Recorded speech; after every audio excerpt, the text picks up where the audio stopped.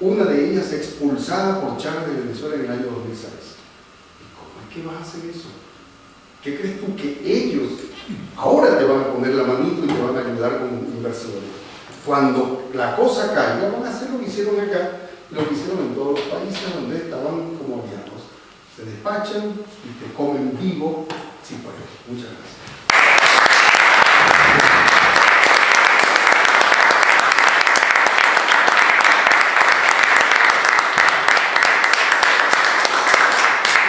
Yo antes de abrir las preguntas quiero hacer una breve acotación con respecto a lo que dijo Emilio, que en los países de Sudamérica el nacionalismo de derecha es primero que el nacionalismo popular. Por ejemplo, en la Argentina hay una tradición del nacionalismo popular que es previa al Estado Nacional, y el nacionalismo de derecha recién surge con el paso del primer gobierno de Irigoyen al Alvear, y se fortalece luego en la década del 30 cuando crecen organizaciones filofascistas. Simplemente una aclaración. Marcelo. Sí, yo quería preguntar sobre tres temas. Uno, el síndrome de hiper líder. Primero, puede ser que se dé principalmente cuando hay base popular. Entiéndase como base popular que abarca distintos sectores, como sectores de la clase obrera, sectores medios, hasta un pequeño sector de por ahí de una clase media mejorada o alta que ve con simpatía ese proceso. ¿Se entiende? Y por otro lado, puede ser que eso a la vez sea una consecuencia por no formar cuadros políticos. Porque, claro, porque lo que se da en varios de los ejemplos que mencionas es que aparece un líder y debajo hay una serie de componentes, pero no son cuadros políticos que están convencidos políticamente hacia dónde va el rumbo. Son obedientes. Son obedientes. Esa respuesta la doy para ahorrarnos y favorecer la opinión en este libro de la biografía de Chávez, que es una biografía con tratamiento. O sea, yo hago ahí comparaciones entre distintos tipos de líderes del tercer mundo para justamente polemizar o tratar más bien ese asunto que tú planteas. Sí. Porque es uno de los grandes secretos o misterios de la historia. La historia no la hacen los líderes, bien, pero no se conoce historia sin líderes. Esa es la realidad. Estamos de acuerdo. ¿Y cómo lo resolvemos? Bueno, lo único que se puede decir en términos teóricos, históricos, es que mientras las revoluciones sigan siendo de países muy con demandas con exceso de demanda, con mucha pobreza, necesariamente emergerá alguien que unifique el sentimiento nacional. O sea, no se tiende a anularse o a vaciarse en la estructura de cuadros, porque todo tiende a concentrarse en el líder o la líder. Ese es un fenómeno histórico, no de Argentina, pero eso es un problema de estructura social. En Alemania hubo una revolución, quizá la más completa, mucho más que la rusa en el año 19, 18 y 19, dos revoluciones seguidas, y no tuvo líder. Tuvo líderes, pero no líder carismático como la rusa con Lenin, como las que del tercer mundo que hemos conocido, o contrarrevoluciones con líderes como la fascista con Mussolini o la de Alemania. Porque en ese país, Alemania, es un tema complicado para una respuesta. En ese país, la clase obrera era marxista, era socialista o comunista, el 90%, el otro día era social cristiana. Una clase obrera así, está formada en eso. Las pancartas que llevaban a la calle decían por la dictadura revolucionaria del proletariado, que no significa lo que hoy se entiende por dictadura, por la mayoría, por la hegemonía del proletariado, la mayoría poblacional. Eso era la pancarta. ¿Te imaginas el grado de nivel cultural y político que tenía esa clase obrera? Algo de eso se conquistó en este país con los anarquistas y los socialistas del principio del siglo, con los clubes. Hubo señales de eso a principios del siglo, pero eso no tuvo desarrollo. Hasta ahí se puede, para una conversación como esta, una respuesta, pero es un tema interesantísimo que es un gran misterio. Sí, y el otro punto, bueno, voy a bajar los dos así participan otros compañeros. El tema del consumo y del desarrollo. Me parece que la verdadera discusión es plantear algo dentro del sistema capitalista, indudablemente va a llevar a lo que nos trae, porque plantear el consumo y el desarrollo dentro del sistema capitalista, es evidente que va a pasar que los sectores que mejoran económicamente empiecen a evaluar de que, bueno, yo lo hice con la meritocracia, entonces pasa un efecto como se vio acá en las elecciones, porque evidentemente una encuesta que hubo en el cordón industrial de Pilar, mayoritariamente ganaba el proyecto de Cambiemos entre los trabajadores. ¿Por qué? Porque eran trabajadores que ganaban más de 40.000 pesos y pensaban que eso no se va a cambiar, y hoy tienen la realidad que por ahí muchas de esas fábricas hoy están a la mitad de producción y por ahí pueden perder el trabajo. Pero me parece que la verdadera discusión es, dentro de este sistema, ¿a dónde se puede llegar? Y creo que un poco... Ahí la única respuesta que yo te puedo dar por el tiempo es la siguiente. Hay un error al creer que se pueden hacer revoluciones no radicales o cambios progresistas que no deban ser radicales. ¿Por qué? ¿El error dónde está? En creer eso sí, pero ¿por qué es un error? ¿Por qué creer en forma inconsciente o involuntaria que el enemigo, la derecha, puede ser no radical? Y si alguien quiere comprender por qué tenía que ser radical o radicalizado el progresismo del gobierno argentino del 2011 para acá, cuando dijo, ahora, ¿cómo fue la frase famosa? Ahora vamos... La sintonía fina. Eso y radicalizar el proyecto. ¿Cómo era? Vamos por todo.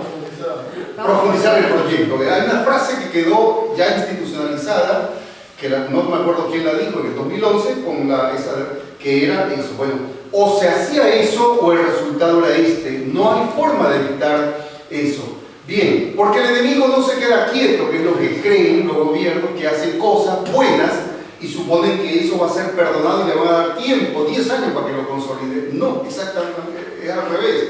Bueno, entonces Macri y Temer lo que han demostrado es que ellos sí son radicales, no juegan a la política. Nuestros gobiernos progresistas, excepto el de Bolivia, Ecuador y Venezuela, que fueron mucho más allá, hasta que se agotaron o comenzaron a agotarse, todos los demás creyeron que se podía jugar con el enemigo, acostarse con el enemigo y trabajar con el enemigo y no ser radicales y te iban a perdonar. No te perdonan. La burguesía no perdona. Tú puedes arrodillarte y decirle sí, voy a trabajar más, y la burguesía aprovecha eso y te presiona para que te acuestes. Si no, ¿cómo explican la desmesura de los tarifazos? Si hasta ellos mismos dicen que es desmesurado, que es una locura. Bueno, pero es que está en su cabeza. Lo que no se entiende es que está en su cabeza.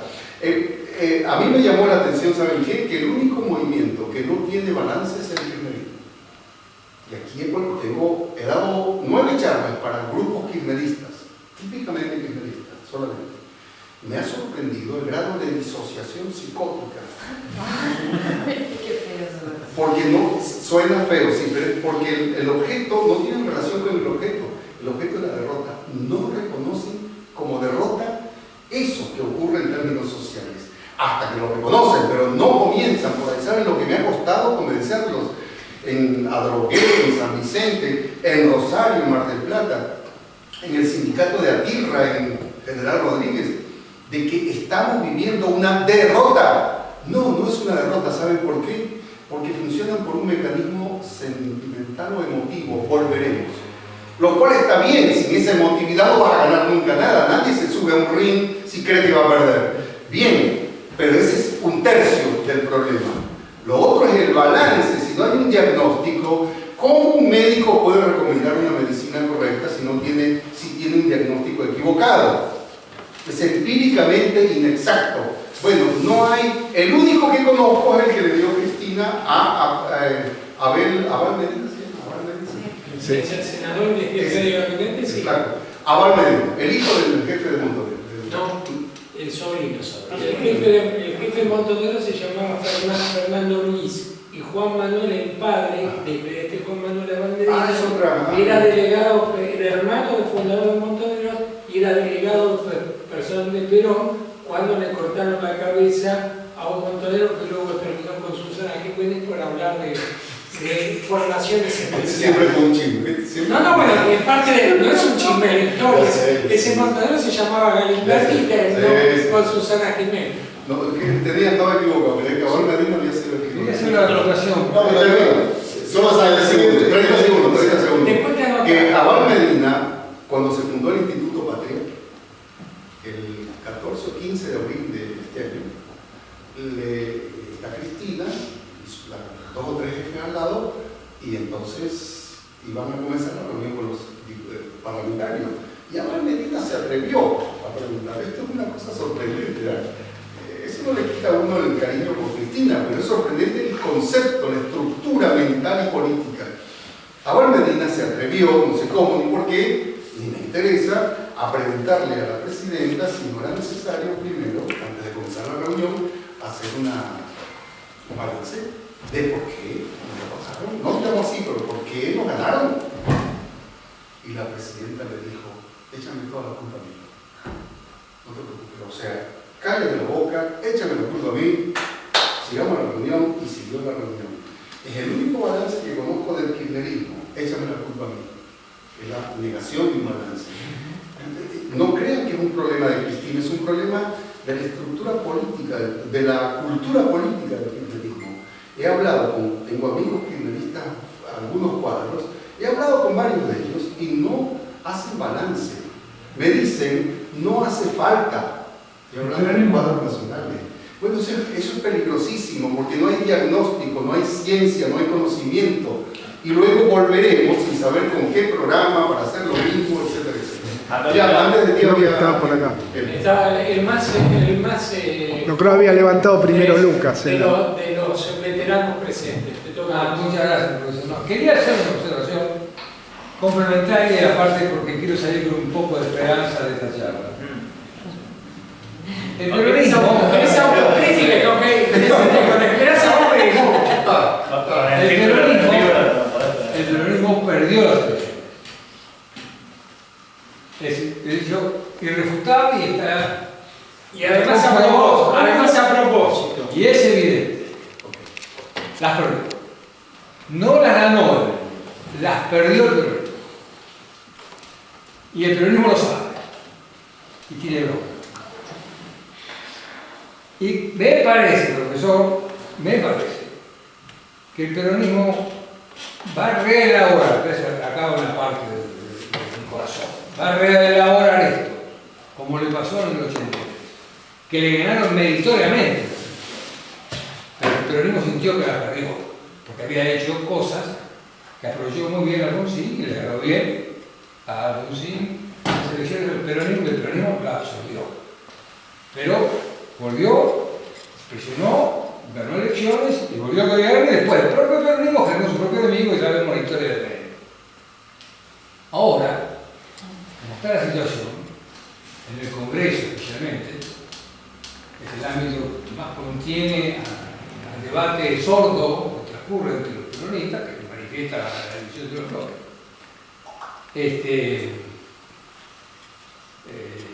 Están contenidos allí. Cristina tiene sus problemas, me parece que no está en condiciones. Eso que usted dice, echarme la culpa a mí, está muy bien, porque ella tiene la culpa, ella es responsable de la derrota. Ella debió haber hecho lo imposible para ganar esa elección y no se preocupó. No se preocupó. Hizo lo imposible para perder. Hizo todo lo posible para perder. Y bueno, ahora estamos. Ella sabe que ella es la responsable. Y a mí me parece que van a pasar cosas extrañas, no esperadas, porque el gobierno está muy aturdido con sus propios problemas. No cualquiera reúne a 5 jefes centrales gremiales y le dice al ministro que se vaya a donde se vaya si no cree que tiene chance de ser un referente gremial importante, que no es peronista, que es el muchacho Sergio Palazzo, de la bancaria. Qué paradojal, la bancaria con un dirigente corrupto que derivó en este muchacho joven. Hizo un brillante discurso y una estupenda punteada a un turro como Aranguren. Me parece que el peronismo puede.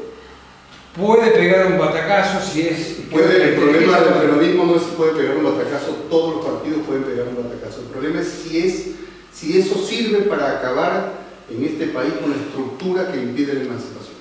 Eso es lo que tiene que yo plantear. simplemente me conformo con la próxima elección que viene. El peronismo que puede ganar, ya Lucas, el peronismo que puede ganar es el de Massa.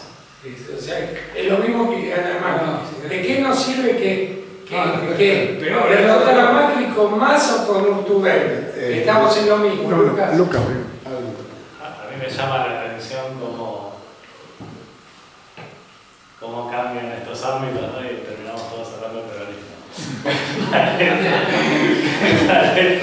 Has hecho maldito del Si me permitís una cosita, los dos primeros barcos que Chávez mandó construir en los astilleros Río Santiago se llamaban Juan Perón y Eva Perón. Y Chávez cada vez que venía decía mi general, Pero también decían, no hay tercera vía, o socialismo o barbarie. yo soy el primer peronista. Y Eva Perón decía, el peronismo será revolucionario o no será. y hizo la AAA después. Eva Perón, ¿no? Perón. Eso lo dice. Para matar peronistas. Para matar peronistas. Che, no, hay dos cosas. Una más, si se quiere más, para seguir pensando, que es que vos planteabas el hecho de las derrotas y la literatura de las derrotas. Por un lado, me parece que hay mucha literatura de la derrota. Tomamos, no sé, Las venas abiertas de América Latina, me parece un libro de derrota maravilloso. Está bien, tienes razón. Y, por ejemplo, el diario del Che en el Congo también es un libro de derrota muy, más allá de las biografías, ¿no? Uno lee la biografía de Eva Perón, uno sabe. A mí me pasa que yo leo las biografías de Eva Perón del Che, que sé cómo van a terminar, pero igual uno las lee con mucha avidez, más allá de que ya conoce el final. Pero me quedé pensando en la literatura. Si la literatura no construye también, si eso que vos buscás de las derrotas no se Porque no hay teoría sobre eso, tienes razón. Sobre buscar y también pensar en, por ahí la característica no sé cómo es en otras sociedades latinoamericanas, pero en algunas funciona el hecho de la tradición del héroe trágico, ¿no? El héroe que de la nada crece y termina derrotado. Digo, como para ahondar en ese sentido. Pero bueno, esto es más para seguir tomando una cerveza. Y lo otro que me parecía consultarte es cargar el tema este de la derrota en uno, digo, cuando el enemigo también es el que actúa. Y algo que pasó uno siempre ve en el otro, ¿no? Estas charlas a uno le sirven porque uno puede ver en Venezuela quizás lo que acá no se puede ver, pero que también sucedía, que es el hecho de que hay un momento en que las armas propias te las empieza a utilizar el enemigo. En Venezuela, la bandera venezolana era, la gorrita venezolana era chavista, hasta que apareció Capriles, y apareció Capriles también con la movilización masiva, o sea, con las guarimbas, el tema de ganar la calle. Los métodos de lucha, Los métodos, como... claro. Y acá también pasó, cuando fue lo del campo, que había una disputa por los escenarios públicos. Cuando ¿no? ocurre eso en cualquier escenario social, de lo que yo he estudiado en la historia de América Latina y parte de Asia, es porque tú estás cometiendo un error. Si no, ellos no pueden tomar tus armas. Tú estás enflaqueciendo o debilitando tu proyecto en su aplicación práctica para que ellos puedan mimetizarse. Si no, no pueden. ¿Tú te imaginas a un tipo de derecha en Cuba mimetizándose con lo de Cuba? No ahora, que es una cosa, un resto. 30 años atrás. No hay manera. No hay manera. Eso debe expresar, debe contener un mensaje. Se están debilitando. Lo sorprendente es que ese debate se hizo en el caso venezolano, que yo no conoce en otro lugar, se hizo en el año 2009, el Congreso de Intelectuales, 87 intelectuales chavistas, 5 ministros, habían tipos pesados ahí. Y la jefa de presidencia era una mujer, una historia local. Ese congreso lo organizó el Centro Internacional Miranda, que era como un instituto, el único que había en Venezuela. Lamentablemente no hay tradiciones como acá,